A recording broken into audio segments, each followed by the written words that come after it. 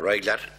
You have 4 minutes. Welcome the Minister to the Chamber. Minister, in my responsibility as Minister for National Drug Strategy, I took the opportunity to visit many clinics and speak with as many service operators and service users as I possibly could. And I went to a clinic in Granby Road in Dorset Street there last year. I met a wonderful woman who was travelling from the Midlands to Dublin every day to access her methadone. She, a young woman, young mother, getting her life back together. And she travelled from the Midlands, from Portlaoise, on a bus to Trinity Court every day and back because of the waiting time. She was told she had to wait in the place where she lived. She was told it was 6 months. She died 3 weeks ago of an overdose. I'm told that those who have come to a stage in their lives with their addiction that they finally realise it can't go on anymore and are asking for help are told that they have to wait somewhere between 6 months and 2 years to get on a methadone maintenance programme. There's a cap in place of the numbers that certain clinics can actually, of the number of clients that certain clinics can actually help. So what I'm asking you, Minister, and I appreciate the efforts of Minister Catherine Byrne in this regard.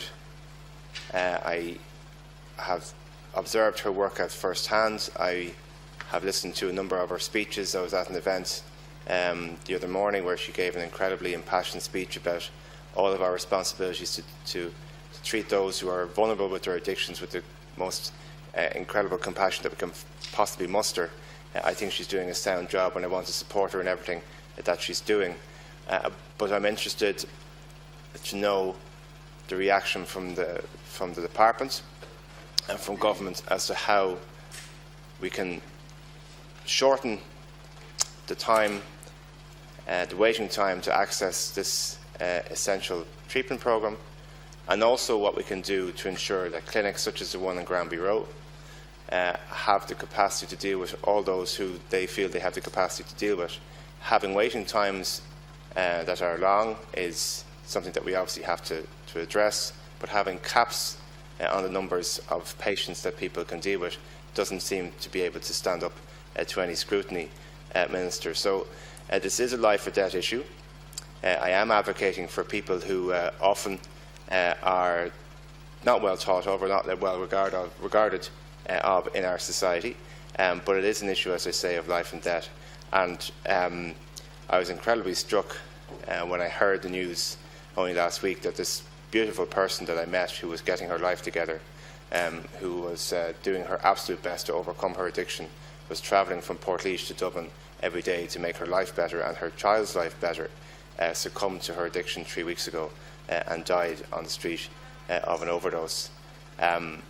We can save lives, Minister, by maybe changing or re-evaluating how we're doing things, because those on the front line just want to be given the tools to do what they're doing better. Minister. Thanks very much, Cahir. Look, on behalf of Minister Byrne, I am pleased to address members of the Seanad on the subject of methadone maintenance treatment. And I want to acknowledge the work that Senator Ríordáin did in his capacity as Minister and his continued genuine, passionate interest in this area. And I also want to acknowledge his support for the Minister. The Minister sends her regrets that she cannot be here this morning as she must attend the Joint Committee on Health. I'll pass on, make sure that she knows about the Senator's comments. Government policy in relation to the drugs issue is set out in the National Drug Strategy 2009-2016. The overall objective of the strategy is to tackle the harm caused to individuals and society by the misuse of drugs. The strategy emphasises the need to provide opportunities for people to move on from illicit drug use to a drug-free life where that is achievable. Methadone maintenance treatment is a critical stabilising treatment that enables the people concerned to counter their drug problem use and to rebuild their lives. In conjunction with other services and supports, such as counselling, aftercare and training, methadone maintenance treatment provides a pathway to recovery for the individual affected by problem substance use. However, different people in various circumstances may require different approaches to treatment and support.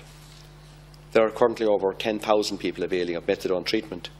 The HSE has advised that the number of individuals awaiting treatment has significantly reduced in recent years. At the end of March 2016, a total of 163 people were waiting on opioid substitution treatment. This compares with 445 in July 2010, a reduction of over 63%. This is against a background of increasing numbers in methadone treatment. Historically, the development of the addiction service was made possible through consultation and partnership with local communities. This has meant that services were established within particular geographical areas with the agreement of the local community that they could provide a service specifically to people from that particular area. The effect of this type of agreement has enabled the HSE to develop methadone services in some areas where they may not have had services previously. However, they were restricted in some instances to providing a service solely to residents from within that area. This approach has made it difficult to develop services that respond to individuals with particular needs, such as people who are homeless, since they do not belong to a specific geographic location. As the Senator will be aware, the Department of Health is currently developing a new strategy, which I hope, and the Minister hopes, will be completed in early 2017. One of the key issues being examined as part of the process is how to improve access to treatment for people affected by problem substance use. A number of issues have been raised in the course of this process, including the difficulty of attracting GPs to participate in the methadone programme, the slow rate of transfer of patients from the clinics to the primary care setting, and from level 2 GPs to level 1 GPs is also an issue affecting progression rates.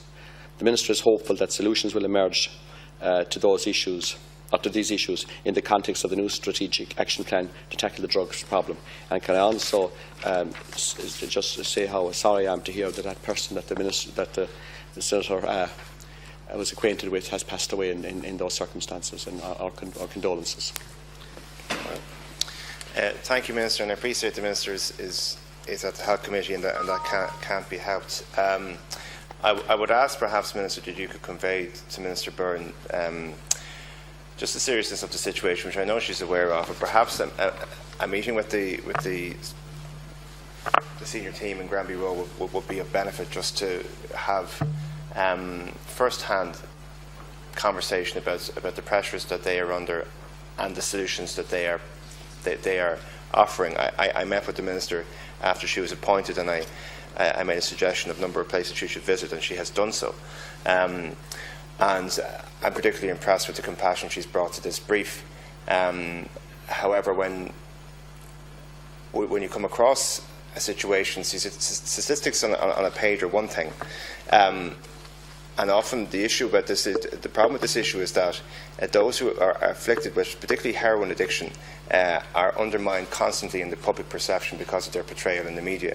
But when you meet somebody who actually is getting their life together, and then she is sort of symbolic in your own mind of how the system can work, and then you hear a year later, or less than a year later, that this person has succumbed to their addiction, and you're trying to square that with the reality of her life travelling from Portlaoise to Dublin every day, you have to only come to the conclusion that the reason this is being asked to continue, or the reason this does continue, is because at some level public policy demands that this person be ashamed of the reasons why they're ill, and there's an element of blame and victim blaming in that regard. So I know the Minister is trying to change this. I know she feels passionately about it. What I would ask perhaps is that you could convey to her an invitation to sit down with the senior team there as an attempt to greater understand the realities of what people are dealing with on the ground. The issue of the cap wasn't referenced in your response, Minister, and certainly the statistics that have been outlined to me here would suggest that things are getting better. But however, if something's been told, whether it's true or not, but I know that people are being told it could take 2 years to get onto a maintenance methadone programme. Now, I believe, and I appreciate I'm over my time, I believe that that's been said in order to give the impression to people that this won't happen overnight. But 2 years is an awful long time for somebody, and 6 months is an awful long time for somebody. And the reality is, Minister, for some people, the prospect of waiting 6 months is too long, and we are losing people in that gap. So perhaps, Minister, I would ask you to convey to the Minister of State, Catherine Byrne, that invitation to sit down with that senior management team in that clinic, and perhaps then we can move on to a situation where less people's lives are being lost unnecessarily. Minister, don't you? Thanks very much, Cahir. Look, I certainly will pass on your comments to the Minister. I know that she is, as the Senator said, deeply committed and passionate about this whole area, and really wants to make a difference and is working very hard, and following on the work that the Senator himself did in a similar capacity previously. And I take note of the point that the Senator also made, Cahir, with respect to the public perception and the fact that addiction is an illness and should be treated as an illness rather than as a crime. And that's something that in all the order works that we've done together previously that we have acknowledged and recognised. So I want to thank the Senator for raising this issue, for bringing it to our attention today. There are some questions that were unanswered, unfortunately, but I will get those brought to the Minister's attention, and also if there are issues here that require further clarification, I'll ask that would be done as well. And thank the Senator for raising this very, very important and serious matter. Thank you very much.